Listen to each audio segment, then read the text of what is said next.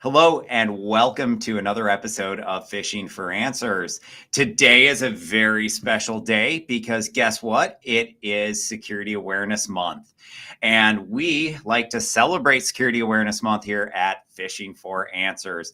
Today we have Christopher Russell with us, who has a very long storied career in cybersecurity. I'd love it if you could tell us a little bit about how you got into cybersecurity in the first place. Sure. So before I was in cybersecurity, I was in the military working on the intelligence side, the human intelligence side specifically.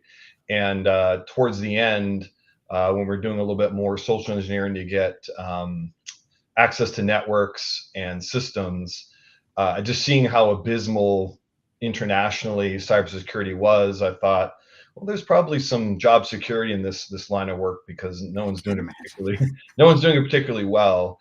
And after I got tired of being deployed overseas for years and years and years, I decided to make that transition over to cybersecurity, come back home, and yeah, work on the corporate side.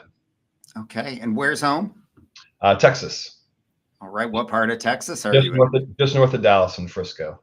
Okay. That's a nice area if you can handle the traffic. Well, I work from home, so the commute is like about 50 feet. Oh, that's great. I used to work from home and then I decided to start my own company and then I'm like, "Ah, I need people to come in." So I'm such a hypocrite. But hey, it's really a pleasure to have you here today. Now, before we got started, you said you had a little bit of a funny story about an interesting phishing attack that you had recently.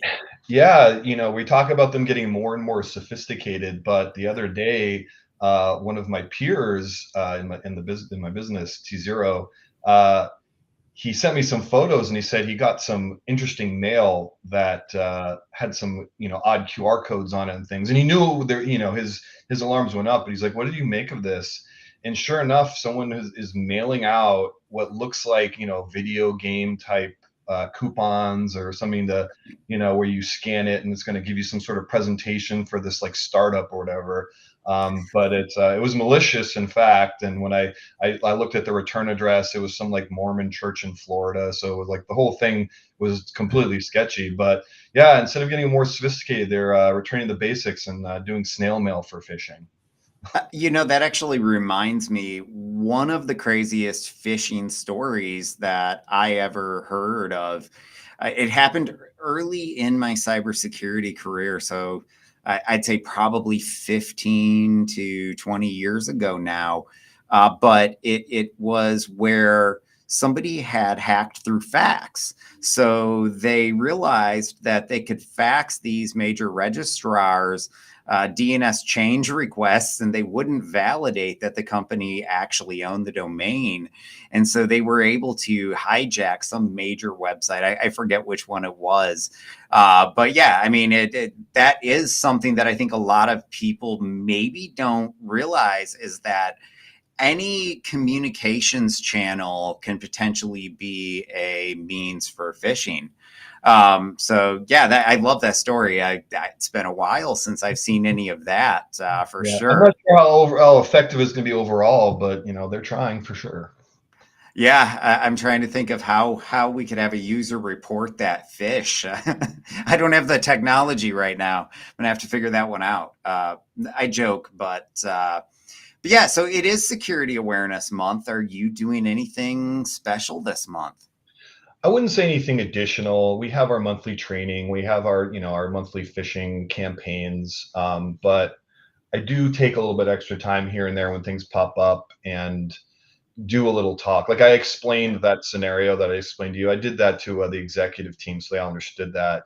And whenever Okay. there's a ramp up of we start getting additional texts or emails or whatever, I sit down and talk to them specifically by business unit about like why they're seeing what they're seeing and what it means, and then I'll go blow it up in the sandbox or whatever and explain what it would have done afterwards, just so they understand the why behind it, because it gets them engaged and then they feel like they're contributing and they kind of get into it. If you just tell them, yeah, just delete it, click it, like don't worry about it, they kind of don't know what like bad looks like. So the more I can give them the context, I feel like the more they know, they start seeing what's wrong and what doesn't add up easier.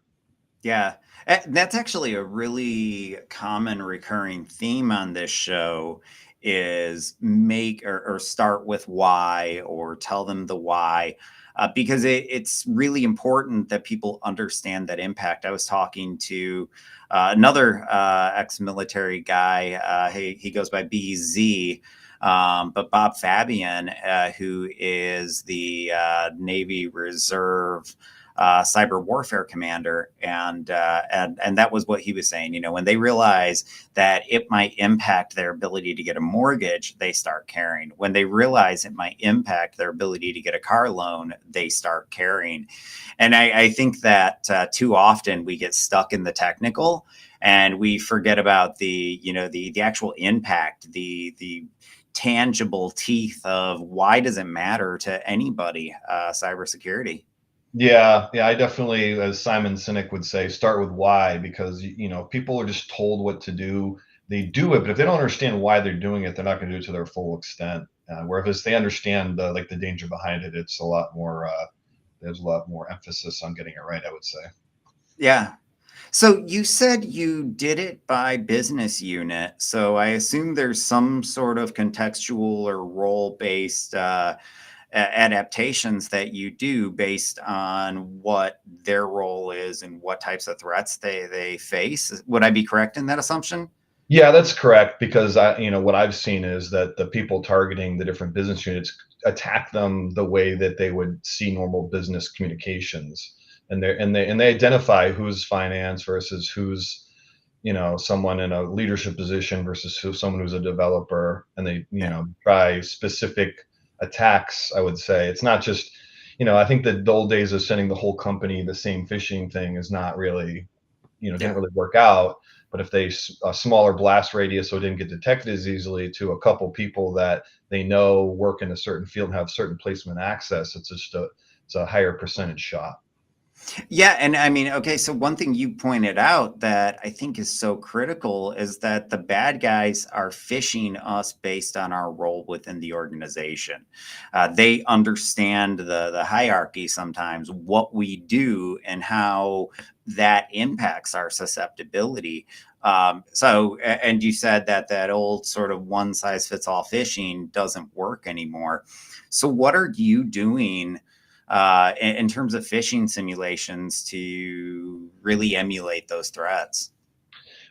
We choose campaigns that mimic the tools we actually have and the things people use. Sometimes we do things that are external, like your Netflix.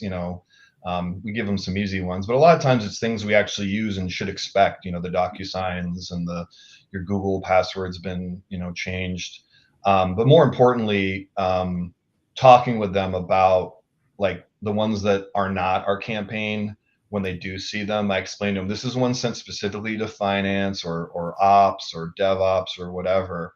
And the reason why they're sending it to you is because they want to get your credentials for this. Whereas Yeah. this one, they're sending it to you because they want to get in your email, because they just want to monitor and then insert themselves. Like if you were like, I've seen people in the mortgage business, they just get an email and they stay quiet. And as soon as an escrow payment comes in, they just go in and go, oh no, actually this is the actual ACH transfer bank account, sent it to this, and with in one fell swoop, it's possibly a couple $100,000. Yeah. So the training I keep pretty much consistent, so everyone gets a good basis. But whenever they come up and they get reported, the actual phishing, I explain why their particular business unit or them particular face a certain type of phishing, what they're going for. Yeah. I'll tell you, I about a year and a half ago got a mortgage, and I was terrified of that. Man, I was double checking, triple checking every number, calling everybody. I mean, but it is very real, and that does happen where they do sit there and they wait. And it's not just on personal things like mortgages. I mean, we see it where they're in the controller's inbox and they sit there and they wait until somebody says, "Hey, can I send a wire?" And immediately they're in the middle of it. Sometimes they're just deleting the original one and putting their own in there so quickly that it appears as if that they're never going to see that it even changed. But it's definitely a major threat. Now, Mm-hmm. one of the tactics that we've seen them be used quite a bit to pull off that business email compromise and bypass MFA is consent phishing, where they get you to authorize the API instead of actually giving away your credentials. Is that something that you've been seeing? It's not something I've seen, target my organization, but I've seen things like that, as well as, different types of not social media, different types of communication apps where they're trying to get in and steal session cookies or something like that. But yeah, there's definitely different means of them trying to collect, alternative means of bypassing, MFA or, whatever else you have in place. Yeah, and I think that's one of the areas that people don't realize is that, they can get in and do just as much damage through that consent as they can if they actually have your username and password. It's practically the same. Um, so you mentioned DocuSign phishing. I see those sort of skyrocketing. Are you seeing the same thing? Yeah, Where sometimes yeah. it's actually DocuSign that's being used as the Yeah. delivery Oh, yeah. Yeah. I mean, mechanism. it comes from DocuSign. It comes from Yeah, the official DocuSign email, but within the email, you have to see who the original sender is. And, in some cases, that's easy to spot it, especially if it's a kind of a hokey, one-time email address. But sometimes, in certain businesses, if you're expecting random emails, especially legal ones from various outside parties that have Gmail, Hotmail, or whatnot, you wouldn't necessarily check that all the time. So it gets by a lot because people see they're just thinking of the original sender, being DocuSign, so it must be safe, and they're not realizing, well, anyone can get DocuSign to send off a document on their behalf. yeah, yeah. And I think that that's one of those things that we have to make sure we're educating about. It's not just beware of phishing, but it's, hey, there are some very specific tactics that you need to be aware of, particularly when it is that legal department that expects a lot of contracts, that executive that's constantly getting contracts mailed to them. There's different roles where that is part of the day to day, and that's when it's more concerning and more threatening. And typically, those are the people that have a lot of access too. So it's a double edged sword there. Yeah, and it's unfortunate because they're distracted. They're working on a million things. Everything's on a tight schedule. They're expecting DocuSign almost daily in certain departments. So it's really they really have the cards stacked against them when someone Yeah. slips in at that time. So, but So, best practices in security awareness. Over the years, what are some of the things that you found work and that you'd recommend to your peers? Hey, if you're building out an awareness program, here are some things you should take into consideration or implement. I think one of the foundational items is making people understand you're there to help and not to really punish them, because there I is a like stigma that I clicked on something, I'm in trouble, which it's not good. But you have to let them know, no, we're here to help. We're here to help you not click on things. And so the more you tell us, the more you report to us, the overshare.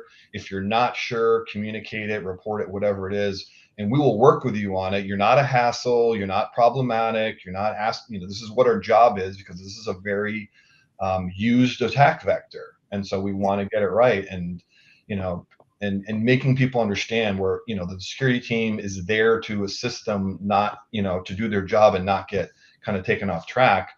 That I think that really helps when they feel like the security team is just kind of like behind this glass and just kind of watching them and just kind of punishing that. them. Then they don't participate. And what we want is active participation and thinking, and not just the punitive side of it. So.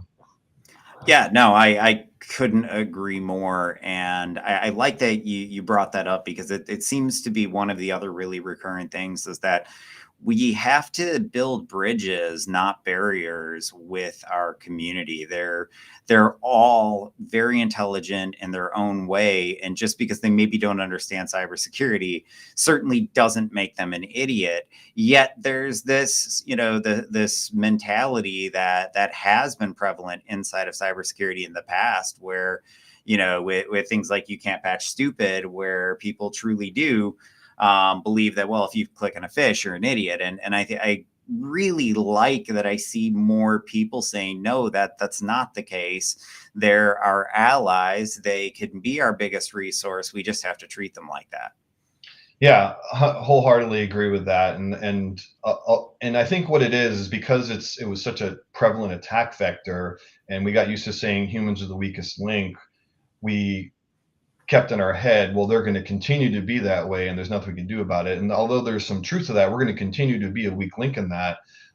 You're not going to make it better by reinforcing it and demeaning people on it. What you got to do is again get them engaged, get them involved, and have them like just help them understand behind it. And you know, as good as training is out there with phishing, sometimes someone sitting down explaining to you one-on-one or taking 5 minutes or sending you an email back, oh, hey, thanks for sending that Yeah. phishing, thanks for reporting this. This is what it would have done. This was what it looked like. So if you accidentally do click it and then you do see these things, then you know something bad happened, like get me involved again. But they know, if someone has their back, they're not afraid to report it. So, I Oh, just that, yeah. yeah. And praise them when they do report Oh, something and it's yeah, a real fish. Hey, that was a real attack targeting an organization. yeah. I like to quite literally call people cyber heroes. It's a way to drive better engagement, and it's just simply saying, hey, kudos, good job.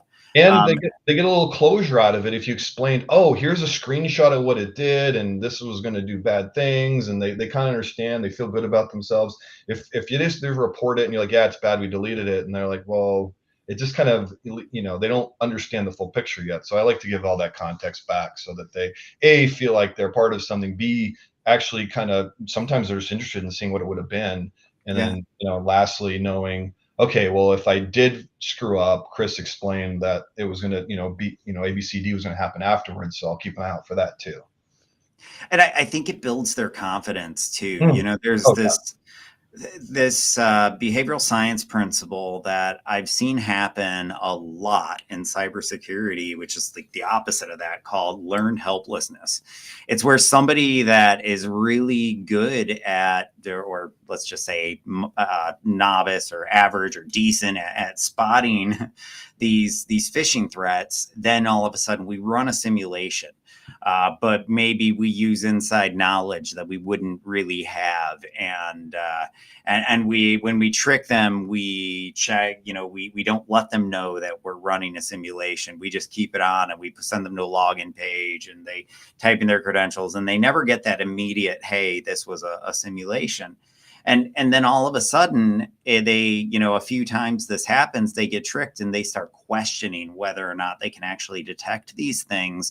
And that person that was really good at spotting them can actually become really bad at yeah. spotting them. And so, the opposite, where we can use those opportunities to say, hey, great job, you're actually really good at this, helps to mitigate that exposure and help to that user to do a lot better. Now, go ahead. No, no, that's it. So on phishing, I can't tell you how many times over the years I have had people get upset. Have you ever had that happen? And if so, do you have any good stories about it? And then from there, what have you done to help mitigate that so that people don't get upset about phishing simulations? I haven't really had people get upset, but I have had people who want to reach out and they kind of want to explain what happened because they feel like, again, they were in the middle of a million things. There's a perfect storm. They don't normally rush, and it was just like they literally like, I don't normally click this, and they see themselves doing it before they said it. And I just, listen and talk about it and say, like, look, there's a reason why organizationally wide through many organizations, the fish rate is a percentage. It's not zero consistently.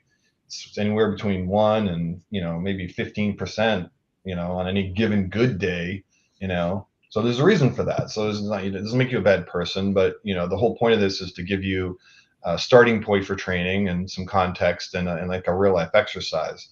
Yeah. But I do see the people don't want to be seen as like somehow less intelligent or like somehow that they were duped because, some of these phishing, campaigns are really close to the real thing. And, unless you know how to look at maybe one or two abnormalities and, it's going to get a lot of people. So luckily, the other thing is, not too many people try and get mad at me. I'm, not that I'm super intimidating, but I'm not someone that people typically yell at.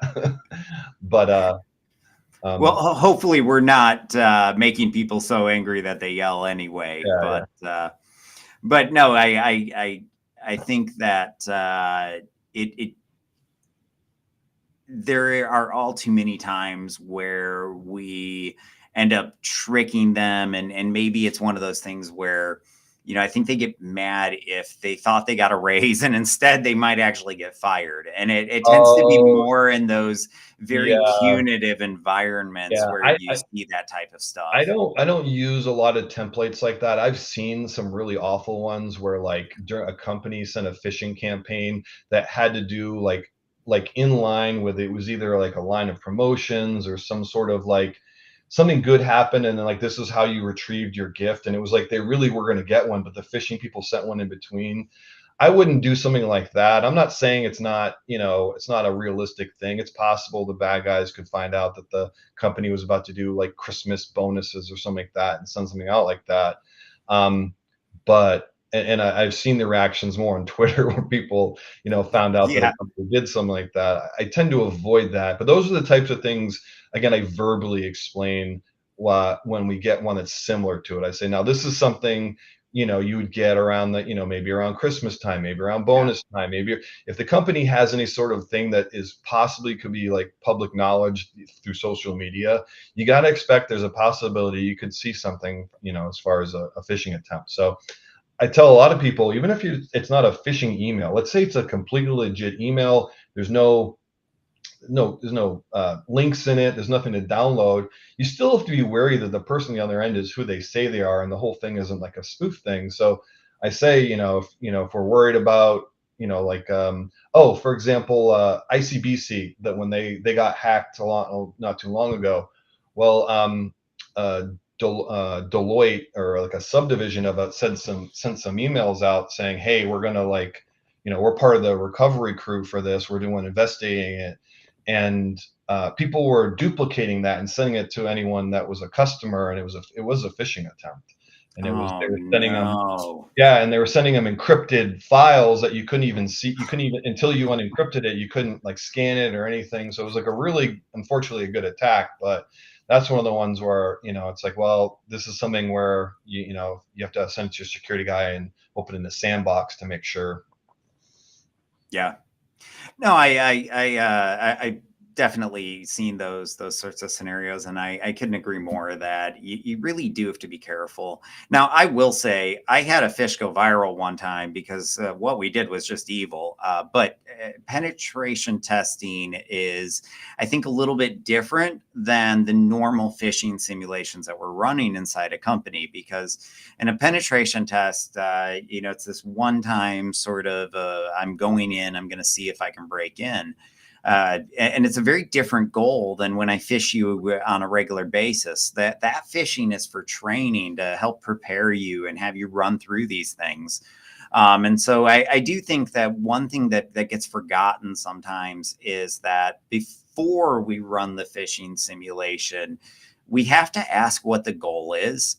Do we want to understand risk? Do we want to educate? Do we want to, what are we actually trying to accomplish? Because it does make a little bit of a difference, both in tactics and things like that. Because we had, already compromised somebody's email, and we sent a fish. Well, when we compromised the person's email, they were in HR, and we got all of these, or intercepted all of these emails that were asking about benefits. And so we send out this fish to a few hundred employees that says, hey, we're implementing a worst of both worlds benefits plan as part of this merger.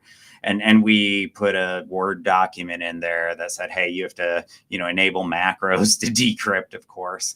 And this thing goes viral. It was convincing enough because we had real actual text in there, because believe it or not, we found a company that had done this, and we found a real memo that we were able to copy. And so we send it, and it took zero time before shells start popping in. And like I said, we had sent it to just a few hundred people, I think right around 300. And within about 5 minutes, we've got over 1,000 shells on our command and control, or 1,000 connections back. We've got multiple Fortune 500 companies, a bunch of home computers. Now, this is way back in the day before we knew to tie our command and control to specific IP ranges. Some of us learned these lessons the hard way. But we had to shut down our command and control at 1,400 connections. And what had happened was that people started forwarding it to their significant others, their Oh, wow. spouses.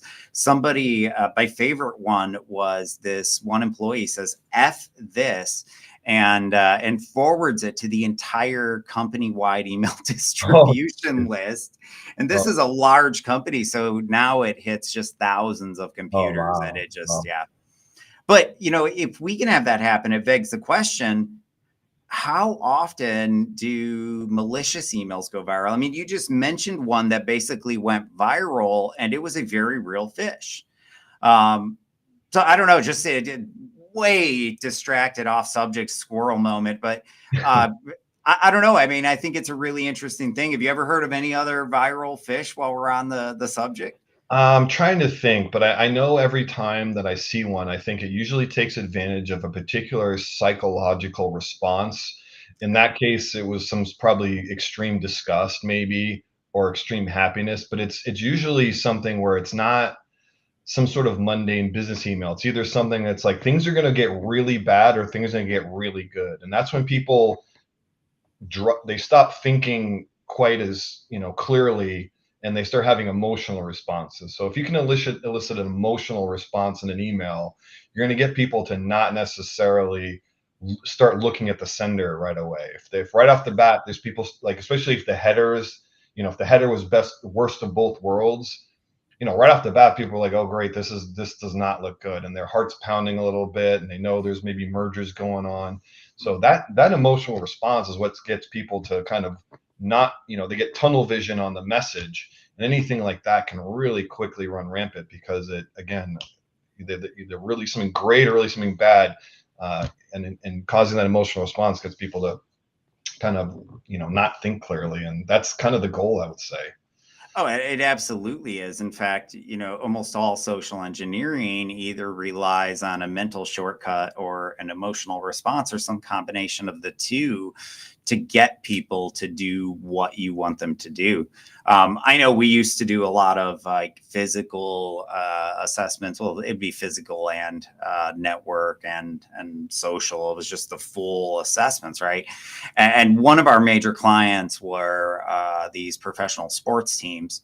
And so one of the ways that we would get in time and time again was to stage an argument as we're going through the security checkpoint. And if we were in a heated enough argument, we could walk through without anyone ever checking anything, because who wants to get in the middle of a couple fighting? Yeah, yeah, that checks. Yeah, with my career formerly in human, like what we were trained to do was, we look at someone who has placement and access, we do a little digging, we find out what makes them tick, and then we craft some sort of message that they know is they're gonna respond to, whether it's they're looking for something that might get them more money. Like the reason why crypto scams and those kind of rug pulls, and some of them are just phishing and they steal your wallet, is people get excited about the fact of, oh, I might just make a lot of money easily, Yeah. and for the right person, they're going to risk. It's like gambling. They're just going to click that button. Well, Go no, ahead. go ahead. I was just gonna like bring up the romance scams that are doing Oh, that, plus using love as a oh, mechanism to manipulate people. yes, yes. I like to say people either like want to have things or want to be things, and want people want to be in love. They want to be in a relationship. They want to have that person, and yeah, the idea of that, people will make some really poor choices online, whether it's emails, Telegram. You'll just get texts randomly these days, and even though most people should know, there's no reason why out of nowhere someone that I've been able to find my entire life just pops up. The Yeah. idea is too enticing, and if it's one of those things that they're really motivated by, they're a couple times out of 10 they're gonna make the wrong choice. Well, yeah, and I mean these romance scammers or pig butchers are very sophisticated. They have actual people. They'll do video chats with you. You know, they've got the people on the phones doing the text responses, but they've got the video people. They've got the phone people, and And uh, and they probably know a lot of the person's likes and dislikes, and they're, oh, I love, I love sushi, and I love, yeah. those types of movies. They do a little bit of digging. They, look at someone's history online, look at a couple social media posts. You kind of get a little bit of a, yeah, no, I did a whole talk on, people put all this stuff online, and you can read through someone's Twitter and Facebook, and you can get a little bit of a grasp of what their likes and interests are. And you can craft a really easily, persona of someone that would match their dating or love profile. Oh, and you can guess passwords. It typically doesn't take that many guesses. I mean, like they say, well, I would never post my password online, but then they post a picture of their dog and the name of their dog, and they post pictures of their kids and the names of their kids and And the when they were you born. know and happy seventh birthday, and they don't think about the fact that saying that they're 7 years old on this day tells me exactly what their date of birth is, and yeah, I mean it's amazing, and particularly with our U.S. based population, because we really do not respect privacy in this country like we should, and I because of that, there's just so much that you can get about most people, and that they're just, don't forget about the fact that most people just volunteer it and sort of spew it out there and don't worry about the security settings on their profiles, and it makes them a target. And when you talk to these people, in fact, I was talking to the FBI the other day, and one of the things they were saying is that they come in and they say, well, but they didn't propose or bring the investment to me. I asked them if I could invest. And that's one of the things that people don't get, is they're going to bait you to where you think that you're the one asking for it. Yeah. Oh yeah. They set up the whole scenario for you to ask ask to get defrauded. Yeah. Trust Yeah. me, that was my job for a while. I mean, That not was not in a defrauding way. It was an intelligence gathering way. But at the end of the day, a lot of the times I was asking people to do things that were not the best interests of their host nation. yeah. And they Now, wanted to do it. I got a friend who is ex CIA. He was a chief of station, or retired now, and when he gives these talks, he uses the curling analogy, and he says, think of us as the brush in front of the thing. We manipulate the path in front of them to where they go exactly where we want them to go, versus us manipulating them. And I was like, wow, that's scary. It's highly effective though. If you have if you have the resources, you have the information. It's really hard for people to withstand something that's designed specifically for their own motivations. Yeah. Well, and that is the problem with these ransomware attacks, is that we're funding these operations every time we pay the ransom, and they just get more sophisticated. They get better resources. They get better technology. They And have better margins. Some of the largest groups make as much as CrowdStrike, but instead of having CrowdStrike's 80 to 60-80% margins, they're spending 3% on expenses, and the rest is just money. I know it's absolutely insane. But we can't always pay too, because one of the things that too many people find out too late is that if the Department of Treasury has labeled them a terrorist organization, have fun paying them. Yeah, that's fair. Yeah, and aside from the phishing attempts and the different, I've been reading that they're starting to just reach out to people like developers and just offer them money to, hey, go put a backdoor on your environment. We'll pay you like, 2 million in the ransom or whatever it is. And Yeah. and it's not as common, but people don't think that these groups have nation state type capabilities. But now that they're so well funded and the whole ecosystem is so commoditized, it's not going to take long for them to figure out, well, the phishing attempts and all these other means of trying to get people to click on things are only effective, but we need to make this work. So we're going to start doing more, elaborate ruses, and that can very easily involve human and social engineering. And if you ever see some of the pros demonstrate how quickly they can get into someone's system through tricking, their AT&T carrier or whatnot, it's all social engineering. It works almost every time for the people who know how to do it, and it's scary.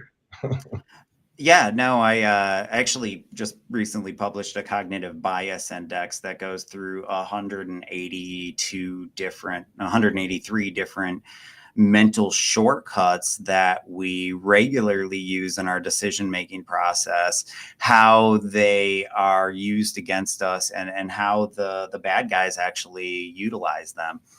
Now, I will say it's mostly just 25 different cognitive biases that are used again and again and again. But yeah, you're right that it's they know how to get us to do what we want to do. And when you listen to these things, it may just sound like a conversation, but that social engineer knows exactly what to or what to sort of play on to get that emotional, or to elicit that emotional response.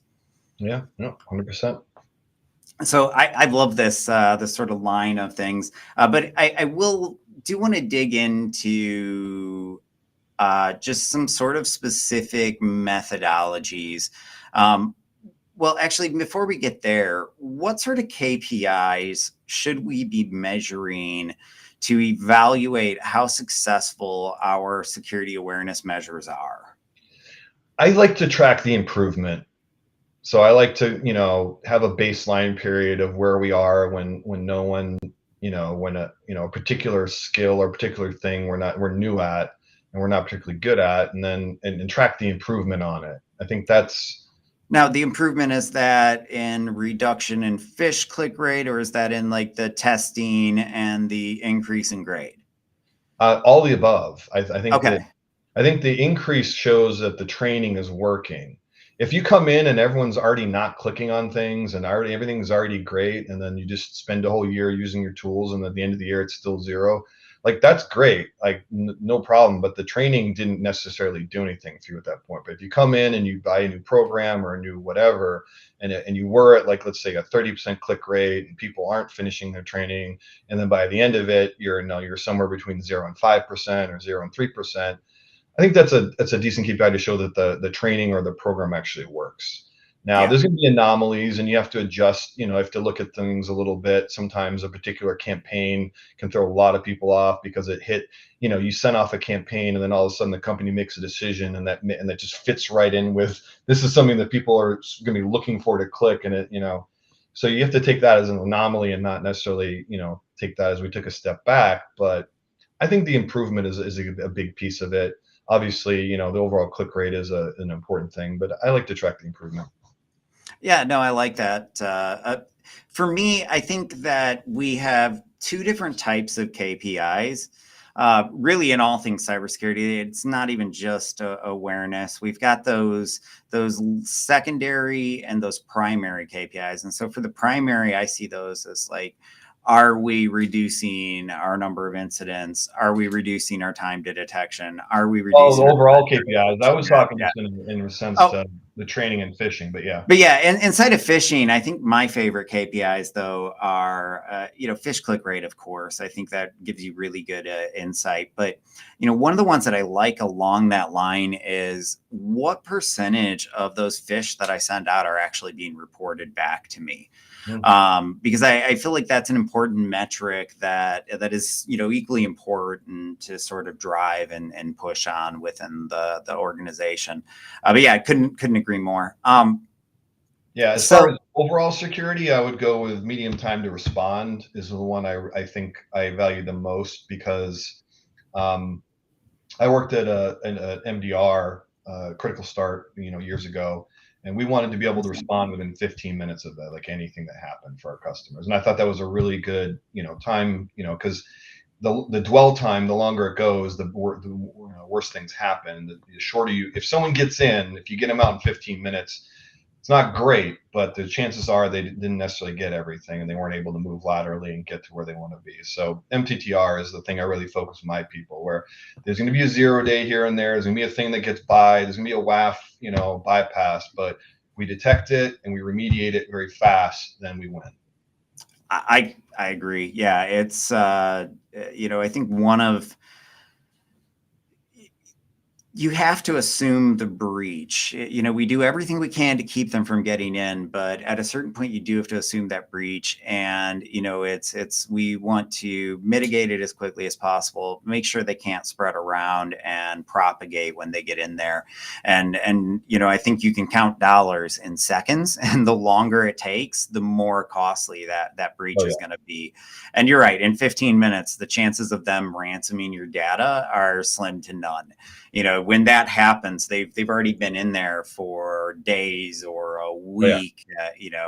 I used to do this. It typically I'm not saying there weren't companies where we got in a day and had full control of everything in minutes. It happened, but more often than not, it would take us, the full 8 days to truly get in there. Now, we always got in, and it was in a fairly short period of time, but it takes time, even once you're in, to understand the network, understand who has access to what, understand the systems and who to target and where those privileges are. And even if I'm domain admin, it doesn't mean that I have access to your most critical servers. It just means I have access to get that information if I have time and patience to do it. Yeah, and you want to be quiet too, because there's some tools out there, and if you just start a Nmap scam from some random box, it's going to get start using Mercats or whatever, it's going to get picked up. So really, really quickly. So I found that everybody in this industry has that one pet peeve or soapbox, if you will. Do you have anything that if you were cyber god tomorrow, what would be your first action? I would remove all of the paywalls for training that the vendors have. Okay. Because we have all these people trying to break into cyber. Mm-hmm. They'll get on Hack the Box, and they'll get on the free stuff and the stuff that's available, and they'll pay a little bit of money for it, but they don't have access to like the stuff that people need to actually run the tools that the blue team uses, which was where the majority of the jobs are. Yeah. And I've said this, and I'll be consistent with it. I want companies like Palo Alto and Fortinet. They have some free training, and that's great. It shouldn't be just for partners and just for people who want to be your professional services. Anyone who wants to configure a firewall should have the means of doing that and understanding how to do that. We need to just open all that up. Well, the same thing with those SIMs. These enterprise SIMs aren't possible to get your hands on if you're a new student trying to get into the industry. Yeah, exactly. Splunk, big fan of that. And they have some entry level things which are great, but in order for somebody to get a job, they can't just have introduction to Splunk. They need to have 1 or 2 certifications that say, I can run at least this part of it. I can do the query side of it, or I can do the back end side of it, or something. And that's what will get people jobs. And not just jobs, but it'll actually show them and prove they can do part of the job day one. And that's what everyone wants, is to hire people that can actually do part of the job. So many people coming out of school. I mean, I got my bachelor's, master's, and working my PhD, but the schools don't teach you the technical side unless you happen to have one teacher that takes the time to set up a really fantastic lab. It's very rare. And so you come up with, contextually, this is how it works, and supposedly this is how it works. And they come in thinking that like you just put a firewall up and everything works. And it's a lot more complicated than that. And no one wants to hire that person if they can't really tell you how to do the basics of setting up maybe a VPN connection, or setting some policies, or or NAT rules, or things like that. And if we just got those in the hands of people that are trying to get jobs and had them study those, and we got it into schools, I think we could get more people into this industry faster.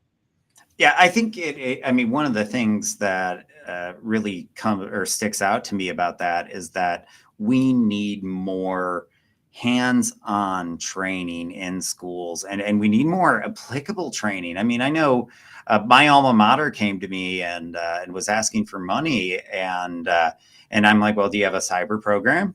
Well, no. I was like, oh, then you're barking up the wrong tree. When are Yeah. you plan on getting one? And they're years away, Yeah. and I see this all over the place. There's some schools that are getting into it. They are developing curriculum, and I've seen some decent labs, but it's the exception, not the rule. And I think it's everywhere. If I'm learning about IT, I need to be learning about cybersecurity at the exact same time. If I'm learning about development, I need to be learning about cybersecurity. Mhm. And it needs to be more than an afterthought. It needs to be built into the core, because so many times it's the mistakes of the developers, it's the mistakes of the IT team that lead to utter compromise once the mistakes of the average user let the people into the network in the first place. So Yeah, yeah, because you're learning development and you're doing the hard part. And one part of it is, okay, reference this image. And you just assume the image is fine because it's coming from, some, Red Hat or what, or Windows or whatever. You just assume the image is fine. yeah, You don't think you need to run that image through something to see if there's vulnerabilities on it already before yeah, you launch it. And as silly as that is, if just inserting that train of thought early on for developers of like, look, I understand you're writing the hard part in your code, but you have all these dependencies and all these libraries and all these things that have vulnerabilities in it that you don't know about. You just assume they're fine because they were handed to you by either the school or the program, whatever, but they're vulnerable out of the box. And not teaching them that that's the case really sets them up for failure when they go to work in real life. but not just that, but I mean the amount of maintenance that they're not thinking about. Okay, I'm going to use jQuery. Well, great. Now I get to update my code libraries at least once a year to make sure that they're not outdated. Yeah. So I mean, we have to have these things, and I almost never see a software bill of materials, and that just goes back to that. If we start with security in the beginning of the education as opposed to an afterthought, I think it really changes not just our cyber teams, but our whole companies and our security posture. And so I think, yeah, we got to start younger and not even in college. I mean, the threat is real. And when you look at the youngest people joining, well, let me ask you, as opposed to making the statement as a fact, do you find that some of your youngest people are also some of your least secure?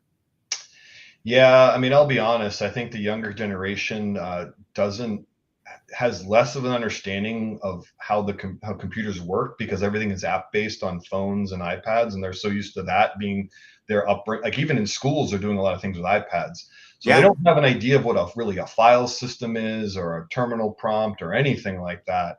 Which is, by the time you come to college, something you may not be an expert in it, but you've seen it once or twice. You've had to I find. would hope. Well, you downloaded something and you had to go find it, and it was kind of a pain in the butt, but you learned it. Now it just goes to photos. That's just the way Mhm. it works. And so I've found with younger people, just them understanding on their laptop where things actually are and how they work, they don't have any of that, really at all, and it's kind of troubling.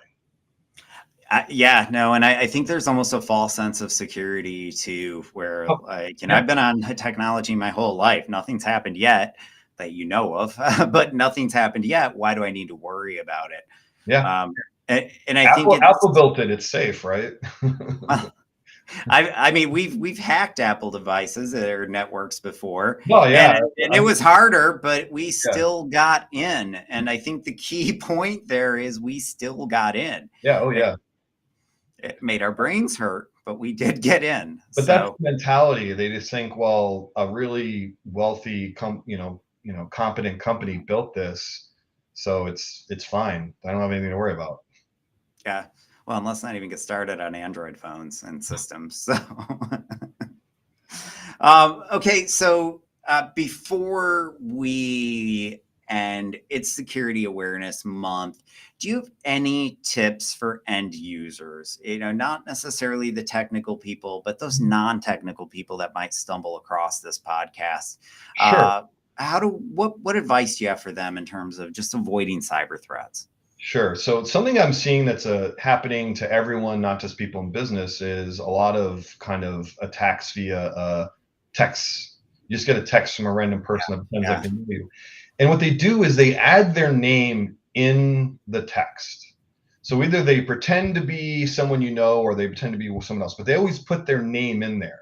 And the reason why they're doing that is because the iPhone is going to scan that. And the next time they text you, if you don't delete it, it's going to say, possibly maybe. Sarah or whatever. Yeah, Or sometimes it just says Sarah. And so once we start getting messages from people that our phone says a name for, we assume we know the person. We interact, our guard comes way down and we interact very differently.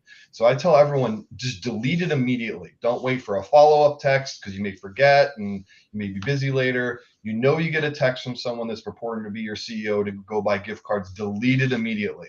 Someone who you don't know, just delete it immediately. There's no benefit to keeping it because they're building up to something. They know what they're doing. There's a reason why they're doing this. There's a reason why they're putting their name in there. Is because they want to use the phone's natural functions for you to lower your guard later. Because maybe you do know a Sarah. Maybe you do know a Tom. yeah, You're not really paying attention. It says, sometimes it says possibly or maybe. Sometimes it just says Tom, yeah. calling or whatever it is, and you let your guard down, you respond to something real quick, or you click on something they sent you because it pops up, you don't look real quick, and then you're fished on the, and you're not even, it's not even a corporate thing, this is just your personal life gets affected. Yeah, no, I've had it before where it does give me a name, and I've had to do a double take where, like, how do I know this person? And immediately questioning how it got in my address book, and then realizing, oh, it didn't. This is a new terrible feature from It's a new Apple. terrible feature from Apple and Android and all these other phones and all that. Yeah. The AI piece they're trying to make our life easier with is, the bad guys are using that as an advantage for us to lower our guards. They are, and I think the other thing is the romance scams we were talking about earlier. So many of these wrong number text scams are the hook to find you in the first place. Oh yeah. Hey, sorry, I would meant to text a different friend of mine, but you seem like a nice person. Let's chat. And next thing you know, we're in love 3 weeks Yeah. later, 3 months later, whatever it takes. I get about And I get about two of those a day, and then they immediately send a photo, and it's some like Asian supermodel, and I'm just like, this is ridiculous. I, I mean, it works though. It's just insane that it works, but it does. It really does. But that's why we're here. That's why we're talking about these things. It's been an absolute pleasure having you on Fishing for Answers today. Thank you, everybody, for joining in. And once again,